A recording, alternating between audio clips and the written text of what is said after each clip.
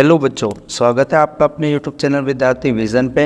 आज हम धर्मनिरपेक्षता करने वाले हैं और फ्लो चार्ट के माध्यम से बच्चों हम इसको अच्छे से रिवाइज करने वाले हैं। आइए स्टार्ट करते हैं आज की क्लास को बच्चों। आज का मोटिवेशनल कोट से कि जब आँखों में अरमान लिया, मंजिल को अपना मान लिया, तो मुश्किल क्या आसान क्या, जब ठान लिया तो ठान लिया। इसी तरीके से बच्चों, जैसे कि आप जानते हैं आज का आपका टॉपिक है धर्मनिरपेक्षता। और धर्मनिरपेक्षता बच्चों शब्द किसने दिया? जॉर्ज जैकब होलियोक ने दिया था। तो धर्मनिरपेक्षता जो शब्द है उस किसने दिया था? जॉर्ज जैकब होलियोक ने।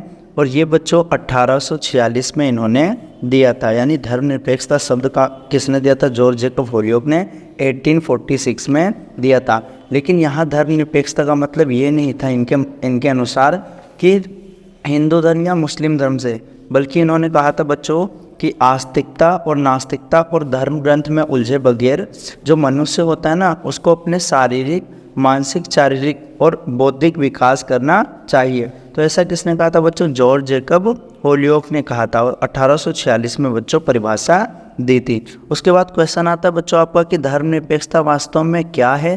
तो ये एक आधुनिक और राजनीतिक सिद्धांत है जो सब जगह पाया जाता है बच्चों। इसका अर्थ होता है कि राज्य राजनीति में या किसी गैर धार्मिक मामले में धर्म को हमें क्या करना है? राज्य से दूर रखना है। तो इसी को हम बच्चों धर्मनिरपेक्षता कहते हैं। उसके बाद है बच्चों भारतीय संविधान में धर्मनिरपेक्षता, यानी भारत के संविधान में धर्मनिरपेक्षता के बारे में कहाँ बताया गया है। तो जैसा कि आप जानते हैं बच्चों कि धर्मनिरपेक्षता हमारे मौलिक अधिकार का पार्ट है, जो कि भाग 3 में है बच्चों, है ना, मौलिक अधिकार में है। और मौलिक अधिकार में बच्चों अनुच्छेद 25 से लेकर 28 हमारा धर्मनिरपेक्षता के बारे में ही।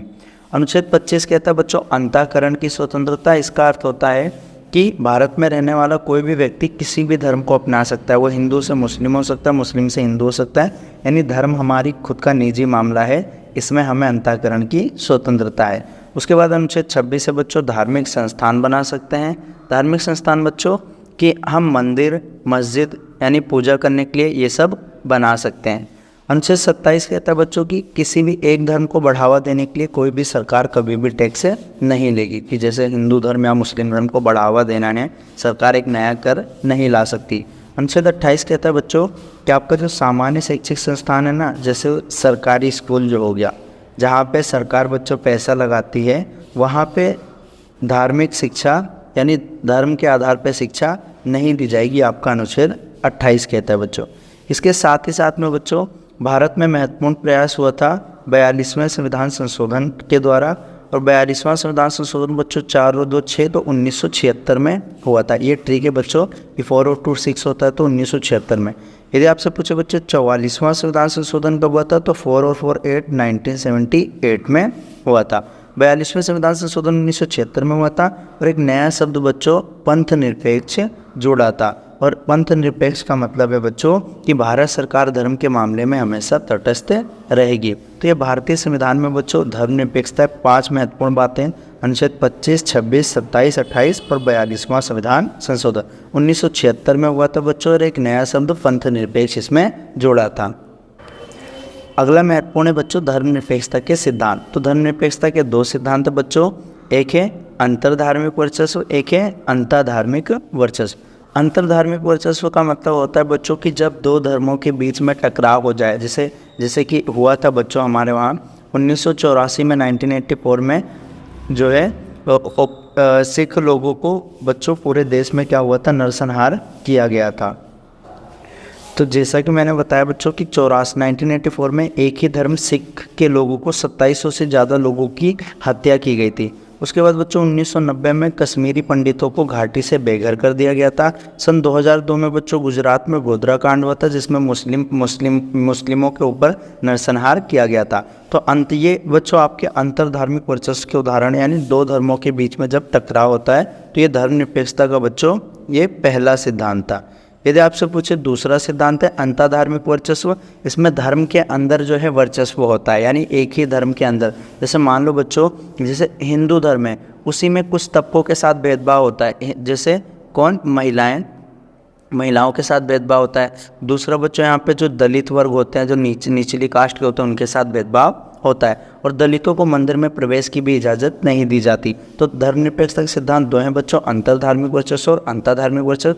अंतरधार्मिक वर्चस्व मतलब दो धर्मों के बीच टकराव, और अंतरधार्मिक वर्चस्व मतलब धर्म के अंदर टकराव।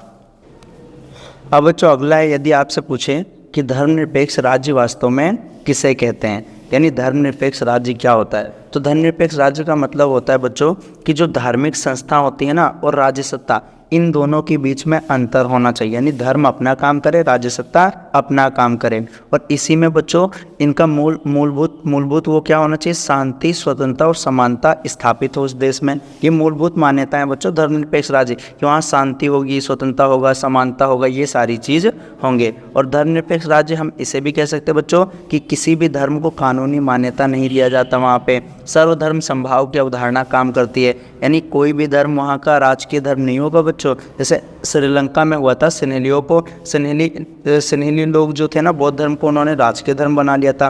लेकिन भारत धर्मनिरपेक्ष राज्य बच्चों, भारत में कोई भी अपना धर्म, कोई भी भारत सरकार का कोई भी अपना धर्म नहीं है। सर्वधर्म समभाव की अवधारणा आती है बच्चों, और धर्म के आधार पे यहाँ पे भेदभाव नहीं किया जाता। तो धर्मनिरपेक्ष राज्य ऐसा राज्य है बच्चों जहाँ किसी भी धर्म को कानूनी मान्यता नहीं होती है, सर्वधर्म समभाव की अवधारणा से काम करते हैं सभी लोग, और धर्म के आधार पे किसी भी प्रकार का भेदभाव नहीं किया जाता है। धार्मिक संस्था और राज्य सत्ता के बीच में बच्चों अंतर होता है। ऐसा नहीं है कि धर्म जो है राज्य जो है धर्म के द्वारा चलता है। यहाँ पे शांति, स्वतंत्रता, समानता स्थापित होती है। तो इन सभी चीज़ों को आपको ध्यान में रखना है।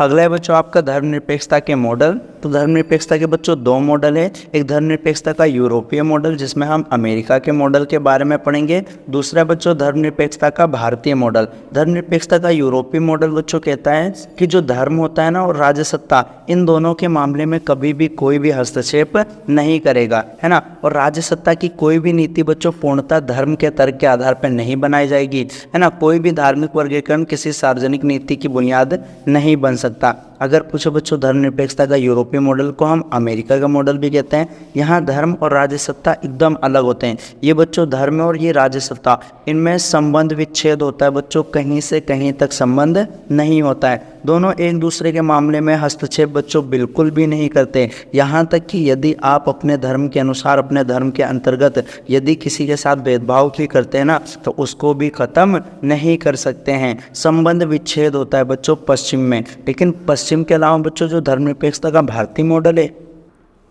ये संबंध विच्छेद पर बल नहीं देता है। यानी ये ऐसा नहीं कहता कि संबंध विच्छेद है, धर्म और राज्य वैसे तो अलग हैं, परंतु यदि तुम्हारे धर्म में क्या है, कुछ कुरीतियाँ हैं, कुछ बुरी रीतियाँ हैं, तो भारत सरकार तुम्हारे धर्म में हस्तक्षेप करेगी। जैसे बच्चों हिंदुओं के धर्म में सती प्रथा था, है ना। मुस्लिम में क्या था बच्चों, 3 तलाक था। तो ये सब कुरीतियाँ थी, और इसी की वजह से भारत सरकार ने क्या किया, धर्म में हस्तक्षेप किया और उन कुरीतियों को समाप्त कर दिया। तो धर्मनिरपेक्षता का बच्चों भारतीय मॉडल संबंध विच्छेद पे बल नहीं देता, यूरोपीय मॉडल संबंध विच्छेद पे बल देता है। भारत में धर्म जिंदगी का एक तरीका है, आचरण और संहिता है। यूरोप पश्चिम में बच्चों धर्म ऐसे ही होता है, लेकिन भारत में तो धर्म बच्चों हमारे यहाँ के लोगों के ज़िंदगी का तरीका ही होता है। यानी हमारे वहाँ के लोग बच्चों धर्म से बहुत ही जुड़ा हुआ महसूस करते हैं। सभी धर्मों के प्रति हमारे वहाँ समान आदर रखा जाता है बच्चों, और विभिन्न धार्मिक पंथों का सह अस्तित्व यानी साथ साथ अस्तित्व में चलते हैं। तो पश्चिमी धर्मनिरपेक्षता बच्चों और भारतीय धर्मनिरपेक्षता के बीच अंतर वो क्या कहता है बच्चों, राज्य सत्ता एकदम अलग है, हमारे वहाँ पे राज्य सत्ता हस्तक्षेप कर सकती है। तो ये दो मॉडल बच्चों आपको याद करना है। अगला है बच्चों दोनों पर एक साथ ध्यान देना चाहिए। यानी जो धर्मनिरपेक्षता के दो वर्चस्व थे ना, अंतरधार्मिक वर्चस्व और अंतरधार्मिक वर्चस्व। अंतरधार्मिक यानी एक ही धर्म में होता है, जैसे हिंदू धर्म में बच्चों दलितों के साथ उत्पीड़न होता था तो उसका विरोध किया गया था, ये भारत सरकार करती है बच्चों। महिलाओं के उत्पीड़न का भी विरोध करती है। ईसाई और मुस्लिम में क्या था, महिलाओं के प्रति जो भेदभाव था उसको भी खत्म करने का भारत सरकार ने प्रयास किया है। अंतरधार्मिक वर्चस्व किसे कहते हैं बच्चों, कि जो बहुसंख्यक समुदाय होते हैं ना, उनके द्वारा अल्पसंख्यक समुदायों के अधिकारों पे खतरा का विरोध किया है बच्चों। यानी बहुसंख्यक के लोगों से अल्पसंख्यक के अधिकारों पे खतरा आ सकता है, इसीलिए उन पे खतरा ना आए, भारत सरकार ने कई सारे प्रयास किए हैं। सरकार ने बच्चों राज्य समर्थित कुछ धार्मिक सुधार भी किया है। जैसे पहला तो आपका हो जाएगा बच्चों, अस्पृश्यता पे प्रतिबंध लगाया सरकार ने, यानी छुआछूत खत्म हो गया बच्चों। और अनुच्छेद 17 भी क्या कहता है, छुआछूत की समाप्ति। SC और ST का बच्चों 1989 का जो अधिनियम है वो भी कहता है अब हमारे वहाँ छुआछूत खत्म हो गया। अब हम बच्चों अंतरजातीय विवाह कर सकते हैं, यानी एक जाति के लोग दूसरी जाति से विवाह कर सकते हैं, पहले तो नहीं कर सकते थे। सती प्रथा उन्मूलन हो गया बच्चों। सती प्रथा किसे कहते हैं, यदि किसी औरत का पति की मृत्यु कर जाता था तो उसके साथ उस औरत को भी बच्चों जला दिया जाता था, इसी को सती प्रथा कहते हैं। और ये भी अब बंद हो गया है। बाल विवाह का उन्मूलन हो गया बच्चों, बच्चों की शादी कर देते थे। 3 तलाक अब हमारे वहाँ पे अपराध घोषित हो चुका है। तो भारत सरकार ने बच्चों धर्म के अंदर जो कुरीतियाँ थी ना उनको ख़त्म किया। इसी से पता चलता है कि भारत में बच्चों की धर्म और राज्य अलग नहीं है, बल्कि एक हो सकते हैं यदि आपके धर्म के अंदर कुछ कुरीतियाँ विद्यमान हैं। तो धर्मनिरपेक्षता पर नेहरू जी क्या कहते थे बच्चों, वो कहते थे कि मैं स्वयं किसी धर्म का अनुसरण नहीं करता हूँ। धर्मनिरपेक्षता का मतलब लेकिन विद्वेष नहीं होता कि एक धर्म के लोग एकदम अलग हो जाएं, कट्टरपंथी रखें। धर्मनिरपेक्षता का अर्थ होता है बच्चों कि समाज सुधार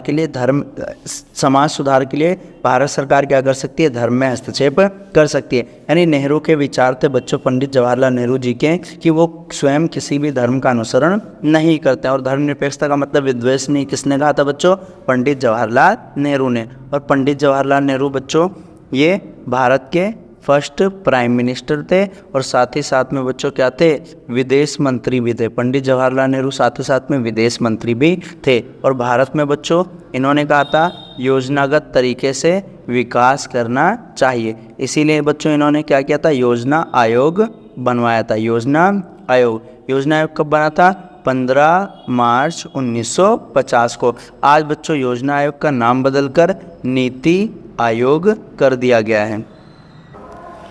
अगला और अंतिम महत्वपूर्ण पॉइंट है बच्चों आपका कि भारतीय धर्मनिरपेक्षता की आलोचना। तो भारतीय जो धर्मनिरपेक्षता है ना वो पश्चिम के लोग इसकी आलोचना करते हैं, बल्कि बच्चों ऐसा है नहीं। हमने हर एक आलोचना का खंडन किया है बच्चों।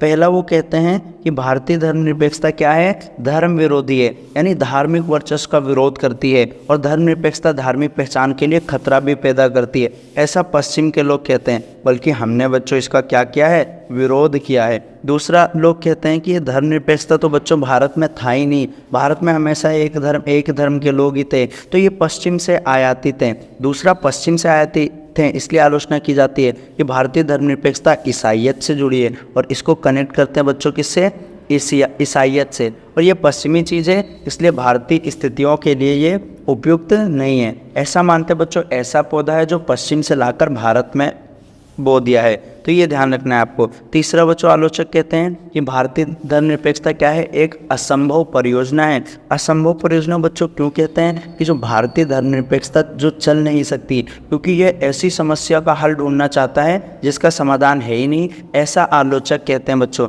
लेकिन हमने इसका भी खंडन किया है। चौथा बच्चों वो लोग कहते हैं कि भारतीय धर्मनिरपेक्षता का अर्थ होता है वोट बैंक की राजनीति। वो लोग कहते हैं कि वोट बैंक के नाम पे हमारे वहाँ धर्मनिरपेक्षता को सरकार बढ़ावा दे रही है। अल्पसंख्यक के वोट पाने के खातिर राजनेता क्या करते हैं, सिर्फ उन्हीं के लिए नीतियाँ बनाते रहते हैं, तो वोट बैंक की राजनीति है, ऐसा आलोचना करते हैं बच्चों लोग। और पांचवा है बच्चों कहते हैं अल्पसंख्यकवाद है, कि सरकार पता है क्या करती है, अल्पसंख्यकों के अधिकारों की पैरवी ही करती है, तो ये भी ध्यान रखना। और छठा पॉइंट है बच्चों अतिशय हस्तक्षेपकारी है, यानी भारतीय धर्मनिरपेक्षता क्या करती है, उत्पीड़नकारी है और समुदायों की धार्मिक स्वतंत्रता में अतिशय हस्तक्षेप करती है, यानी बहुत ज़्यादा इंटरफेयर करती है। और अल्पसंख्यकों को शिकायत है कि सामाजिक सुधार के नाम पर बच्चों जो राज्य है ना उनके जो निजी कानून होते हैं उसमें दखल दिया जा रहा है। और ये भी आरोप लगाते हैं कि बच्चों कि राज्य बहुसंख्यकों से प्रभावित होकर जो अल्पसंख्यकों के मामले में ना दखल दे रही है, यानी बहुसंख्यकों की वजह से। और इसीलिए बच्चों भारतीय धर्मनिरपेक्षता की आलोचना की जाती है। हर एक आलोचना का बच्चों हमने खंडन किया है, तो ये भी ध्यान रखना। तो भारतीय धर्मनिरपेक्षता की आलोचना बच्चों 6 पॉइंट याद कर लो। ये धर्म विरोधी है, पश्चिम से आयातित है, एक असंभव परियोजना है, उसके बाद वोट बैंक की राजनीति, अल्पसंख्यकवाद है, अतिशय हस्तक्षेपकारी है। इनको आप अपनी सरल भाषा में लिख सकते हैं। जो भी पॉइंट बच्चों आपको समझ में नहीं आया होगा आप हमसे कमेंट बॉक्स में पूछ सकते हैं। तब तक के लिए मिलेंगे अगले वीडियो में। जय हिंद बच्चों।